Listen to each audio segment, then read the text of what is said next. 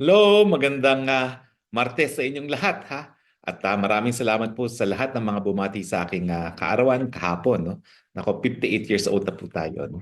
Ewan ko ba, pero talagang hindi ko alam kung problema to. No? Pero hindi talaga nagbago ang aking pag-iisip mula nung ako isang teenager. No? So ang feeling ko teenager pa rin ako dahil ako'y patuloy pa rin nangangarap na isang Pilipinas na walang mahirap, walang mayaman, na merong makatarungan at syempre merong pag-unlad.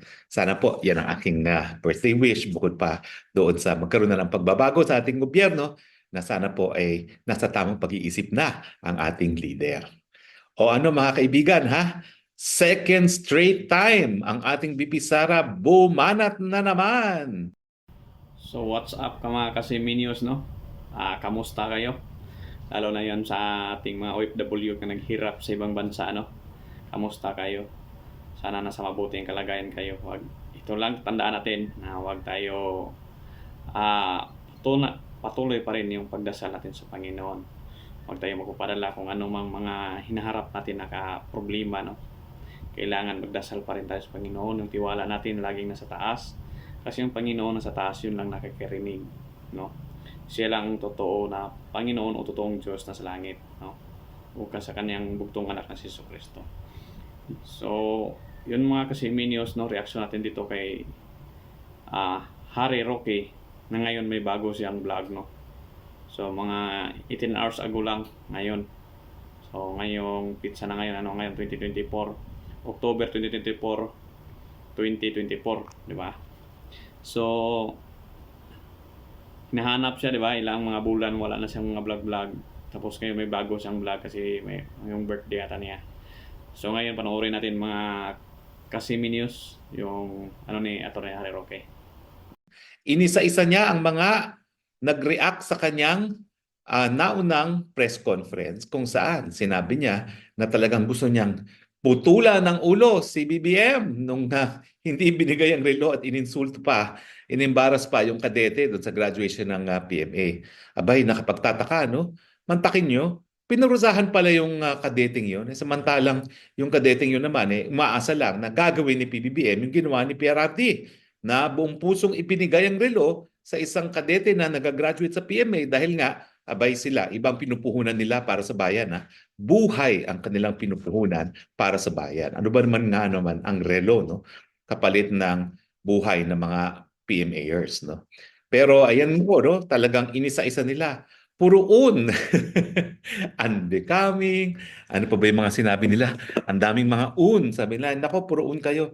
Well, anyway, ang sagot naman ni Inday Sara Duterte, kasi hindi ako gaya ninyo. Hindi siya trapo, no? Siya talaga, kapag nakipag-away, makikipag-away siya, no? Pero ang hindi niya gusto nga yung mga nasa administrasyon ngayon, yung mga loyalista ni PBBM at mga dilawan, kung grabe mang mambato sa kanya, pero kapag kumagat naman si Inday Sara at talagang tatanggapin ng hamong makipag-away, abay, nagagalit. At ngayon, ang tinatawag nga Brenda daw ang ating BP Sara. O anong tuloy na nangyari?